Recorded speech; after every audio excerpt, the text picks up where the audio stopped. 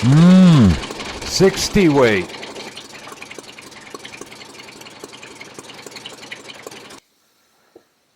Men, and I use the term loosely. You know the drill. Your bike has been sitting around for a few days or a few weeks, and you go out to start it up for the first time in that span of time.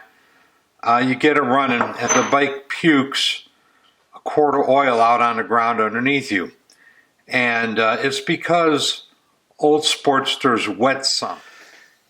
And the reason for this is because oil seeps from the oil tank through the oil pump into the engine and fills up the crankcase. It initially fills up the cam gear cover, the cams. It'll then seep over into the crankcase, and if your oil transfer valve is leaking on those engines that have the oil transfer valve, it'll fill up the primary and the transmission. So you go to check your oil, and the oil is just about empty because it's all seeped into the lower end, and then you start the motor up, it all dumps up on the ground. I've had engines that do that. I think all the engines I have do it that have, this type of pump in them. And I hook the breather tube up to a hose and stick the hose in a, clean, empty Coke bottle, and I just pour the oil back in the engine. But it's a pain in the butt and it makes a mess. Over the years, you hear a lot of rumors and people more or less chasing their tail about how to fix it. What you need to know first of all is where exactly the oil is coming from. Through what little hole in these pumps is it seeping? So we're here. I got an experiment we're going to do. We're going to try to find that out and prove it one way or another. For purposes of this experiment, I need to use a pump with the feed line that goes right into the pump body. And I'm not sure where the cutover year was, but on some of them the feed line went in through the top of the crankcase. But even on the very early engines, they had the boss where the feed line would ultimately go. And you could turn one of these into one of these. You got to drill a hole down in through here, and then you got to drill an intersecting hole. So you could do that. You could turn this one into this one if you wanted to. But anyway, we're going to use this pump right here. This is a nasty old pump I've had laying around. And up until a week ago, these threads were stripped out. And I've developed a way to fix this. But we're going to talk about that later. That's another subject. So we're going to put this pump together, and we're going to rig it up in a little bit of a test setup to see where the oil comes from. So to help understand how the experiment is going to work, it's necessary to understand how oil flows through the pump. Oil goes in here, it gravity feeds down from the tank into this hole through a fitting. It goes in here and it comes out here. These two holes are connected. Oil flows through this channel and the pump gears are rotating.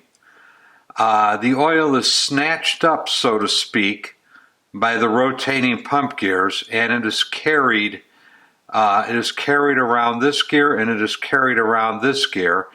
And as the gears mesh in the middle over here, it forces oil into this passageway, into this hole, where it flows down and through here. I don't know if you could see that. Yeah, you could see it going through there. And it comes out here and goes up into the engine. This is the oil pump check valve. And conventional wisdom has always held that this ball is responsible. And people spend a lot of time changing that spring, changing that ball. Geez, I made this 20 years ago or more. The idea being you put just a little lapping compound on this and you put it in and you spin it back and forth and it laps the seat to help seal. People have just dropped the ball into the hole, put a punch and a hammer on it and pounded it into the seat to make the two things mate. Upon occasion, it's been recommended to put a countersink or a sharp new drill bit in there and just maybe lightly with your fingers spin it to recut the seat. Waste of time, none of that shit works. Oil still migrates into the crankcase and it makes a mess. It's irritating and it really sucks. Okay, the Harley manual does nothing to help dispel urban lore about this ball. Here's the ball right here. The ball in the spring identified as item number 3. Item number 3, check valve prevents gravity oil drainage from the tank to the engine. Builds up oil pressure to operate signal switch. The manual would certainly lead you to believe that if you've got a problem with oil in a crankcase, this is where it comes from. I don't think it does. In order for this ball to be the problem, oil would have to flow in from the tank, surround the gears, seep through the gears, fill up this hole, and then your ball sits in here against the spring. It would have to force the ball off of the spring. Oil would have to well up out of this passageway. From this passageway, it flows into the crankcase. It transfers from the crankcase to the cam cover. It would have to travel up the passageway in the cam cover to the pinion shaft where it transfers into the crankshaft. It would then have to either A, ooze out between the pinion shaft and the bushing, which there's probably a couple of thousandths clearance in there, so it could, or flow through the pinion shaft into the crankshaft, up to the crank pin, and flood out through the holes in the crank pin. Certainly that's possible. But like I say, in as much monkeying around as I've done with this ball and this valve seat in here, that's never fixed the problem. I suppose one way you could prove that out would be to just put a very, very, very stiff spring in there so you're just forcing it into the seat. But I'll tell you what I think is actually going on here is I think oil is flowing into here, flowing into this passageway. The gear that sits here rides on this area.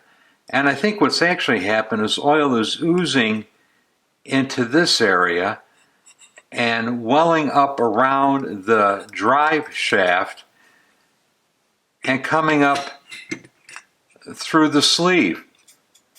So we're going to check that out today. We're going to put an oil pump together. We're going to put all new gaskets and a new seal in it. I'm going to rig it up with a hose and a container, probably a funnel, to put a little head of pressure on this. And we're going to let it sit for however long it takes. If my theory is correct, I should be able to come back to this pump in a couple of weeks and see oil coming up out of here. Or if it's coming out of the check ball, I should be able to see oil coming up out of here. So we're going to prove it out. Let's put this pump together, assemble it into a test fixture, and we're going to watch it and see what happens.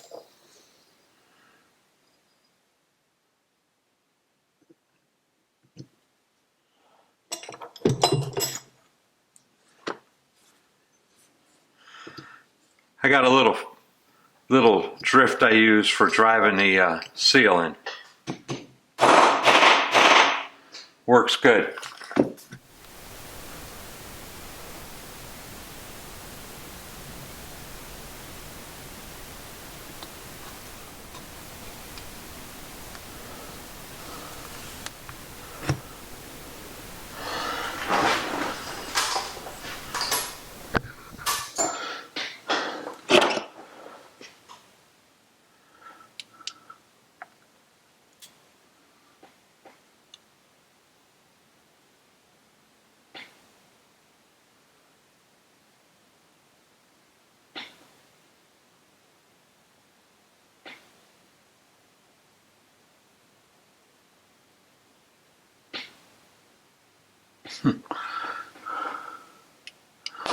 That was laborious.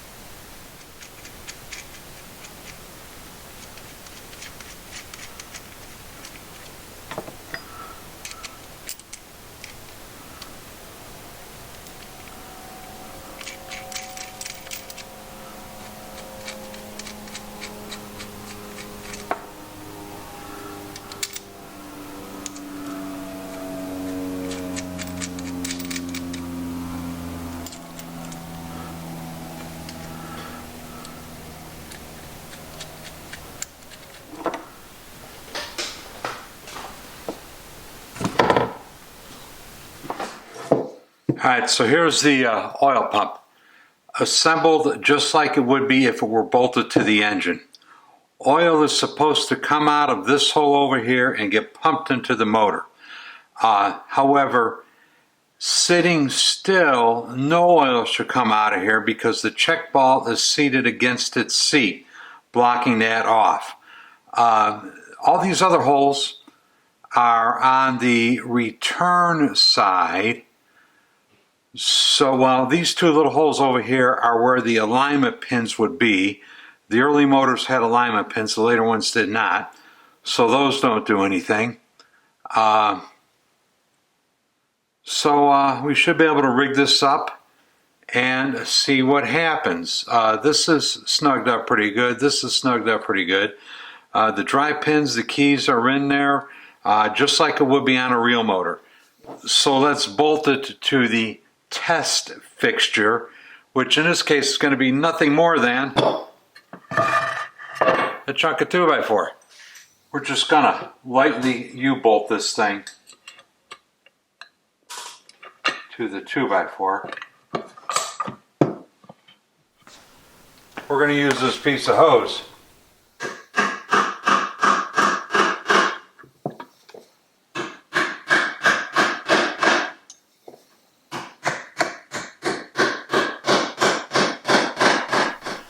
And the simulated oil tank will be a funnel full of oil. So let's get this up somewhere where we could watch it, and I'll fill it up with oil. Alright, and to complete the experiment, I've sucked some dirty oil out of my scrap bucket, and we'll fill this up with dirty oil.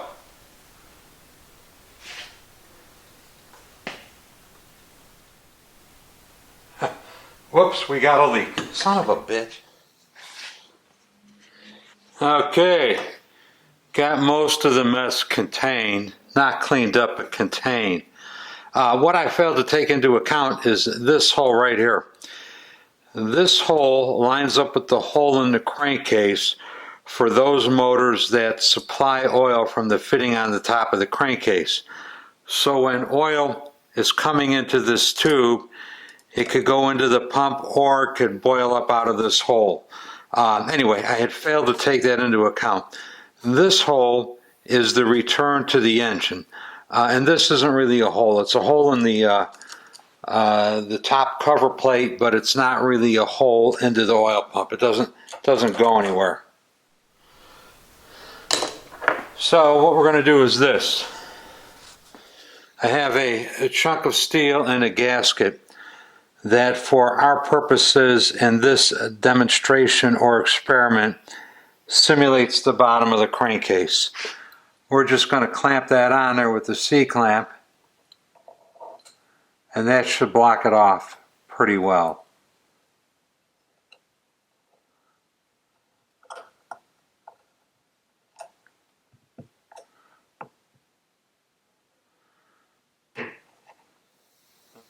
Okay, next step, reintroduce dirty oil to the system. Dirty oil on the way in.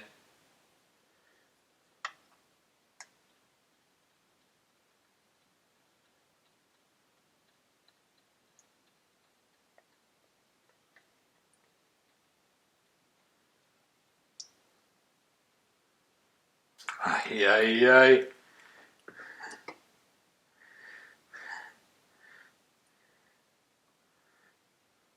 Should have put another clamp up here. Okay, the air bubbles have stopped rising up. The funnel's full to about here. I'm going to hang it on the wall and we'll come back and check on it in a week or thereabouts. Alright, here it sits.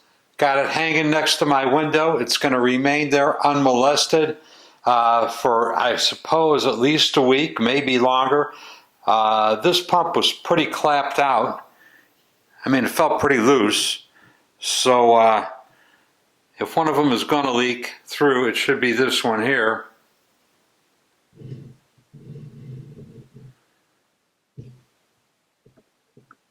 And there you go. We're just going to watch it and see what happens. I'll let you know as soon as I know something.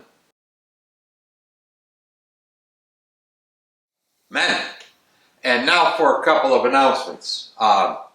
This video is going up on December 11th, Sunday as usual. I'll be going out of town shortly thereafter for a while. So I won't have time to do a video for the following Sunday, the 18th. And of course, the Sunday after that is Christmas. So, you know, nobody needs to be watching this stupid crap on Christmas. So in all likelihood, the next video probably won't go out until January. So I'll see you next year, I guess, as far as that's concerned. I may put a couple of short videos out. But anyway, for Christmas giveaway, I'm giving away this tailpiece over here. This was probably removed from a Evo Sportster, and I think this was used for those Sportster twin flat track races they used to do. Anyway, I'm giving this away for Christmas. I'm giving it to Patreon subscribers first of all, and then to anybody else. So all you got to do is send me an email or whatever. My contact link is down below in the description. Send me an email, tell me you want it. It goes to patrons first, and then to everybody else. If there's more than one person who wants it, I'll just arbitrarily draw names. But anyway, I think this is the Evo Sportster flat track racing tail section. It's not XR750, almost for sure. But anyway, if you're interested in building that kind of bike, here's a good chunk of it for you. Oh, I will be asking you guys, whoever wants it, to pay for the shipping on it. And the other thing I'm giving away is I've got this hardtail. It's a bolt-on hardtail. It looks like it was set up for disc brake. I don't want to use it on this bike. I'm going to build this bike for myself sometime later. But I'm going to take this off, and same thing. It goes to patrons first. Whoever wants it, just send me an email. And if more than one wants it, I'll just draw names. Free hardtail for Christmas. And once again, I will be asking you, the viewer, to pay for shipping on this thing. Both of these items, although not particularly heavy, are kind of big and bulky, and they're going to require a, I don't know, wrapped in cardboard or a big box or something. So they're going to be a little bit pricey to ship, I'm sure. So just the hardtail, no wheel, no brake, no fender, none of the attaching parts. It looks like it's in pretty good shape. I don't see that it's been, jacked up. So if you're building a hardtail, that'd be the easiest way to make it go. Oh, and one other last note. The bike in the intro that was pumping oil on it for was a 77.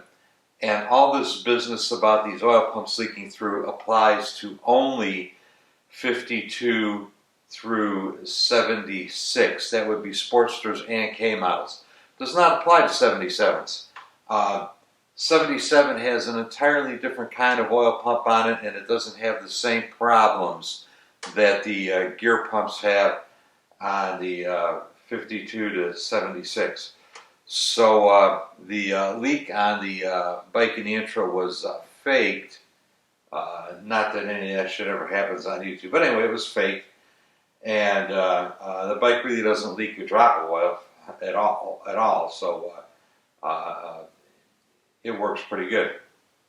But just so you know, 77s and later, different style pump completely. They don't pump oil on startup like the 52 through 76 do. It's time to wrap this video up. I'd like to thank my subscribers, my Patreon supporters, my supporters.